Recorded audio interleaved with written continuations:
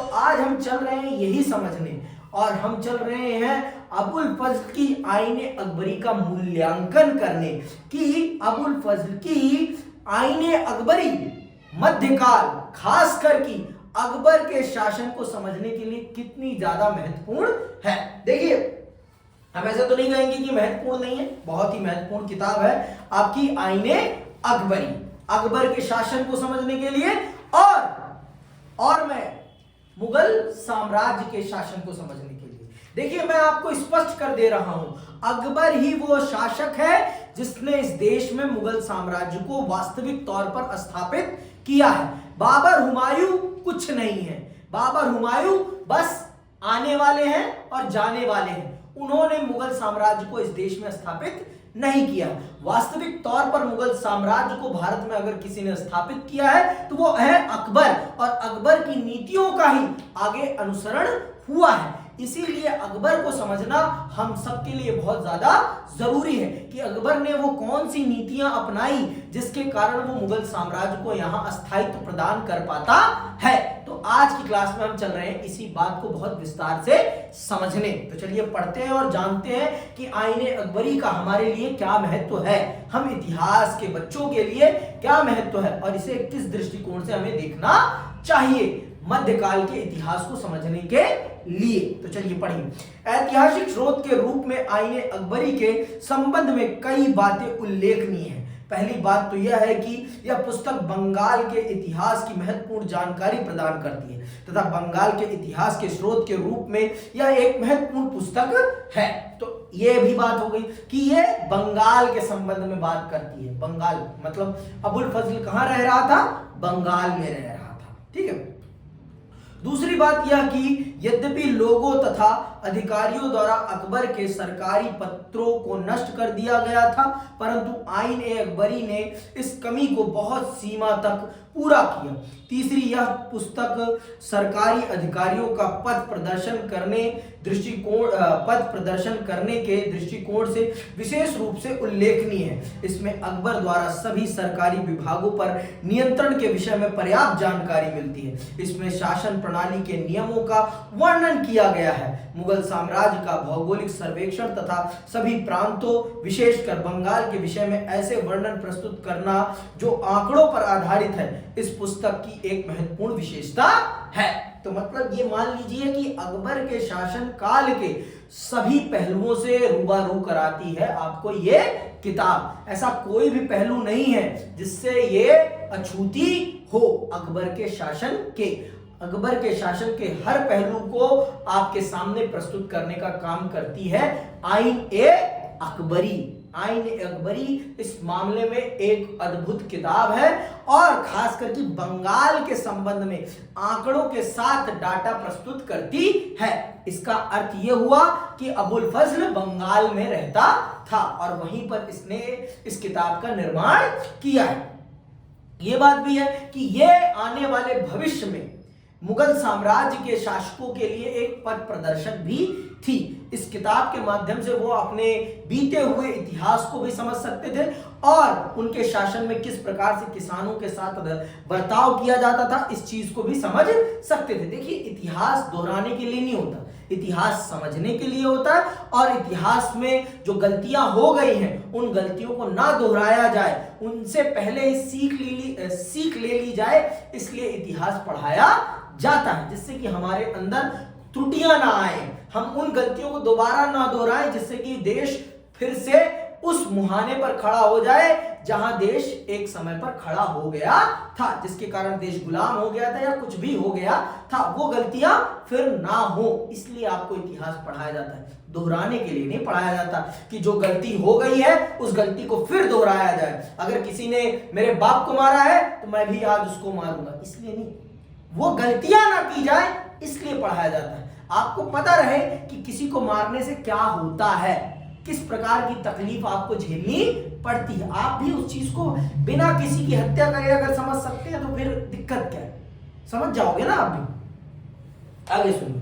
तो यह किताब आपको बहुत ज्यादा डाटा के साथ आपको मुगल साम्राज्य के शासन के बारे में, उसके प्रशासन के बारे में, उसके प्रांतों के बारे में, उसके अन्य पहलुओं के बारे में रूबरू कराती है, जो कि एक बहुत ही बेहतरीन बात है। बहुत ही बेहतरीन बात मैं कह रहा हूं, बहुत ही बेहतरीन बात है। समझ में आई बात कि नहीं आई अभी भी? चौथी बात यह कि यद्यपि बादशाह अकबर के शासन की सुविधा के लिए आइन को आधिकारिक तौर पर विस्तृत सूचनाएं एकत्रित करने के लिए प्रयोजित किया गया था, परंतु फिर भी यह पुस्तक मात्र आधिकारिक दस्तावेजों की नकल नहीं थी। पांचवी बात यह कि अबुल फजल ने तत्वों की प्रामाणिकता की पुष्टि करने में अत्यधिक सावधानी बरती थी, जिसका प्रमाण है उसके द्वारा पांडुलिपि को 5 बार संशोधित करना। मतलब इस व्यक्ति ने इस किताब को लिखने में गलतियों को बहुत ज्यादा कम से कम किया है, इसीलिए तो इसने इस किताब को 5 बार क्या किया है? संशोधित किया है, मतलब गलतियों को सुधारा है। तो ये आप देखिए, तो ये हम कह सकते हैं कि आईन अकबरी अकबर के शासन के बारे में, प्रशासन के बारे में हमारी आंख खोलने वाली किताब है। हमारा बहुत ज्यादा ज्ञानवर्धन कर सकती है ये किताब अकबर के शासन के संबंध में। समझ में आई बात? ये किताब हम कह सकते हैं कि अकबर के शासन के संबंध में हमारे लिए अंधेरे में चिराग के समान है। अंधेरे में उस चिराग के समान है जिसके सहारे हम अपने इतिहास से पूर्ण तौर पर अवगत हो जाएंगे। मतलब ये मान के चलिए, अंधेरे में चिराग बहुत बड़ी चीज होती है। अंधेरे में चिराग मिल जाए तो आप आसानी से उसकी तरफ देखते देखते आगे बढ़कर अपने आप को अंधेरे से निकाल सकते हैं। समझ में आएगा? आगे सुनिएगा। एक तो यह कि मौखिक वक्तव्यों एवं बयानों को पुस्तक में स्थान देने से पहले उन बातों की वास्तविकता और सच्चाई की पुष्टि अन्य स्रोतों से करने का प्रयास किया जाता था। दूसरा एवं अधिक महत्वपूर्ण तथ्य यह है कि सांख्यिकी वाले खंडों में सभी आंकड़ों को अंकों के साथ शब्दों में भी लिखा गया है, जिससे बात की प्रतियों में नकल की त्रुटियां कम से कम होने पाए। देख रही हो आप बात? मौखिक बातों को लिखने से पहले उनकी पुष्टि की जाती थी कि बे तुमने कह दिया मैंने लिख दिया, ऐसा नहीं।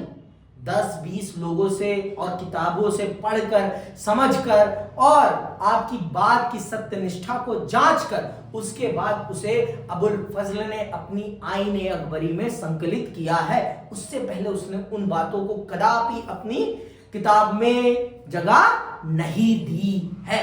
तो ये बता रहा है आपको कि जो भी बातें लिखी गई है इस किताब में वो बहुत ही सत्यनिष्ठ बातें हैं।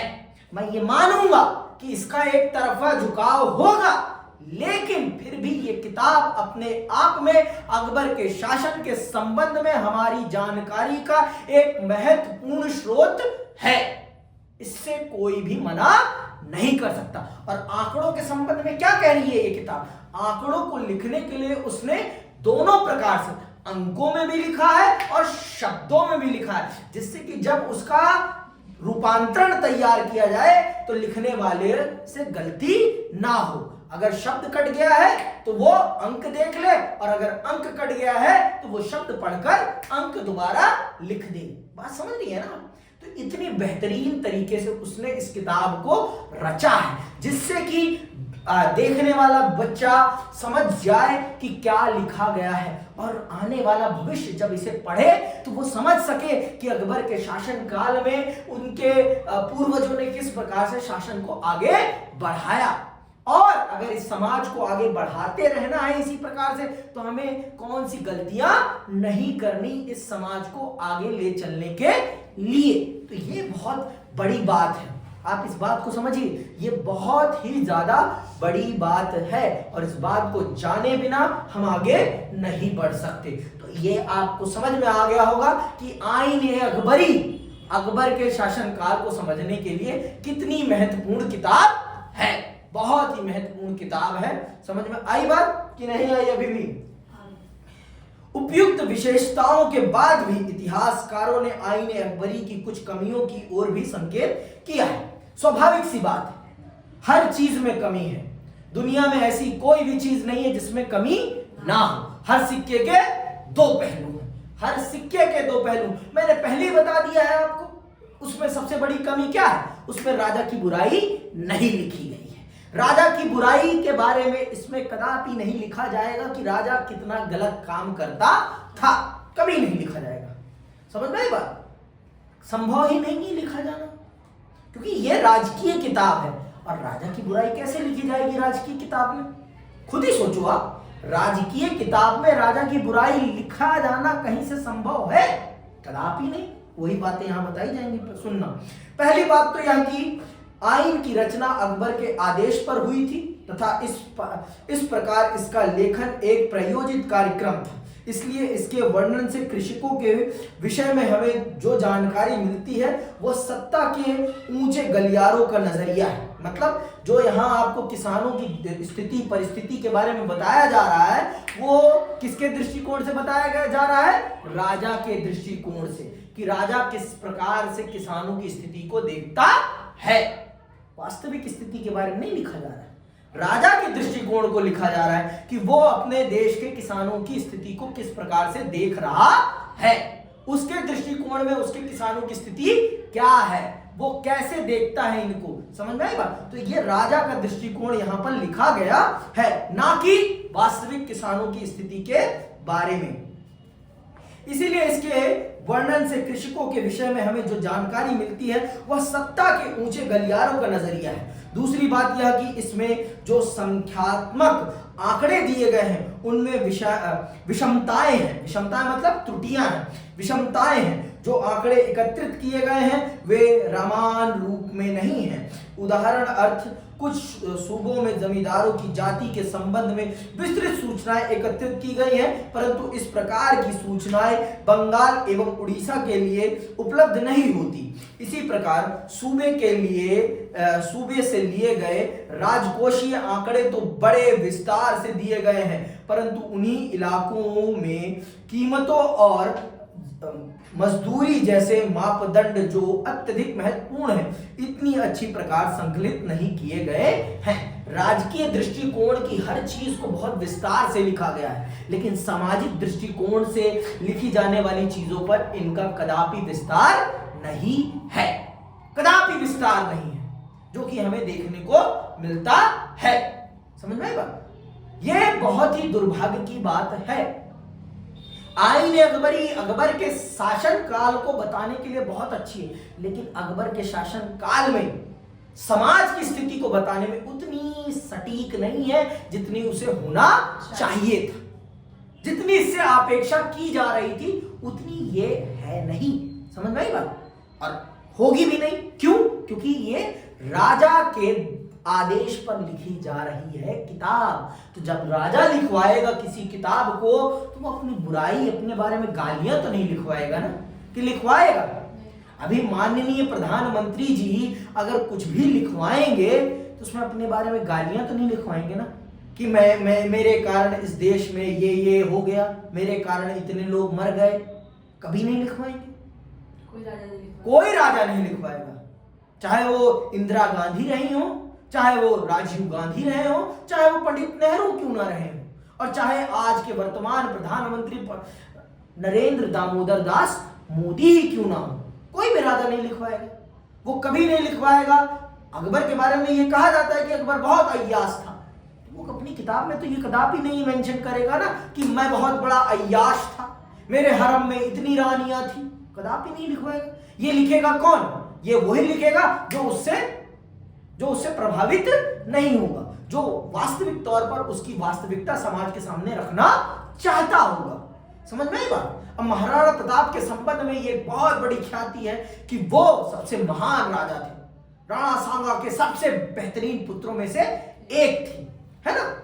और चेतक के बारे में भी कितना रोचक बातें लिखी गई, लेकिन हमें उनके बारे में सिर्फ एक पक्ष पता चल पाता है, दूसरा पक्ष हमें पता ही नहीं चल पाता, क्योंकि उनके बारे में उतना लिखा ही नहीं गया। उनके खुद के साम्राज्य के लोगों ने ही नहीं लिखा है, पहली बात तो। दूसरों की बात क्या कहें। और आज फिर लड़ रहे हैं ये लोग आपस में। पहले भी ऐसे ही लड़े थे, तब मुगलों ने राज स्थापित किया था, आज भी लड़ रहे हैं। देखो अब कौन राज स्थापित करता है। अब तो कोई नहीं कर पाएगा, क्योंकि देश में लोकतंत्र है। ठीक है।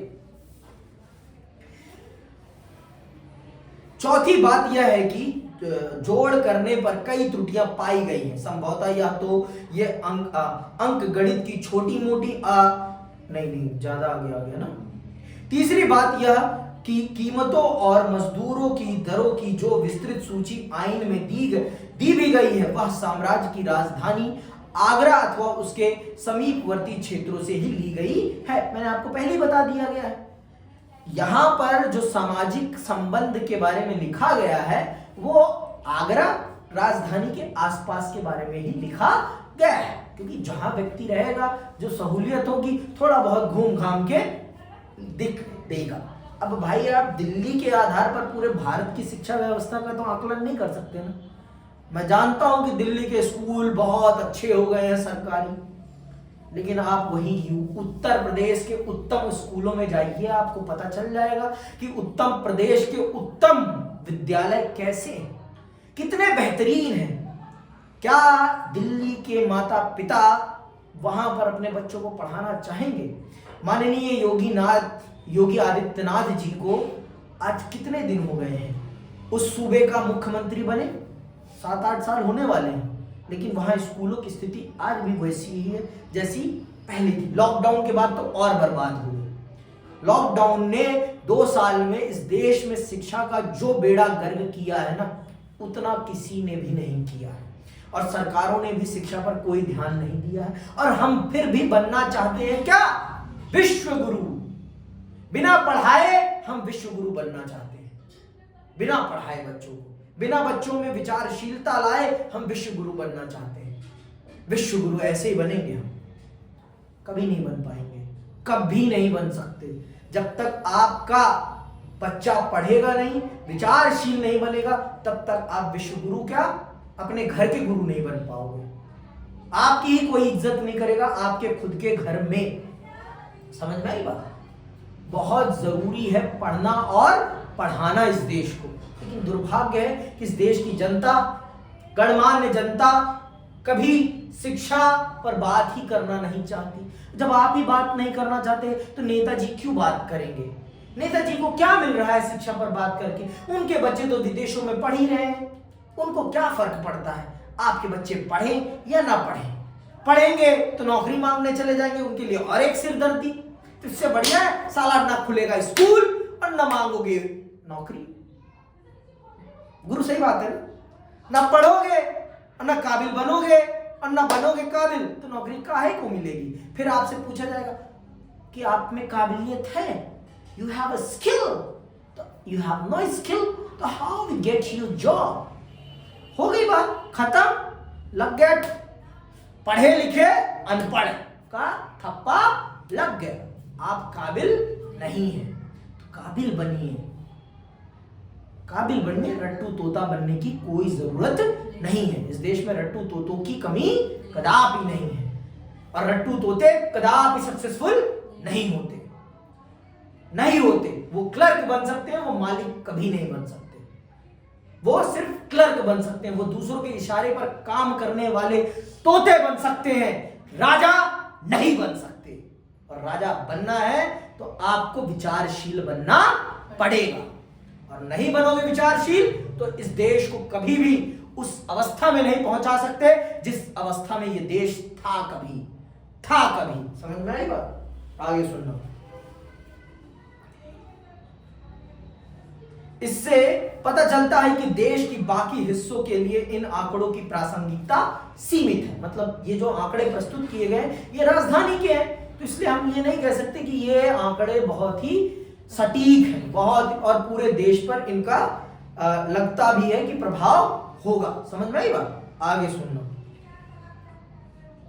चौथी बात यह है कि जोड़ करने पर कई त्रुटियां पाई गई हैं। संभवतः यह तो ये अंक गणित की छोटी मोटी असावधानियां हैं, अथवा नकल उतारने के दौरान अबुल फजल के सहयोगियों से कुछ भूल हो गई हो, जिसके कारण वे त्रुटियां उत्पन्न हुई। विद्वानों का विचार है कि ये त्रुटियां मामूली हैं तथा एक व्यापक स्तर पर किसी भी प्रकार किताब के आंकड़ों की सच्चाई या प्रामाणिकता को कम नहीं करती।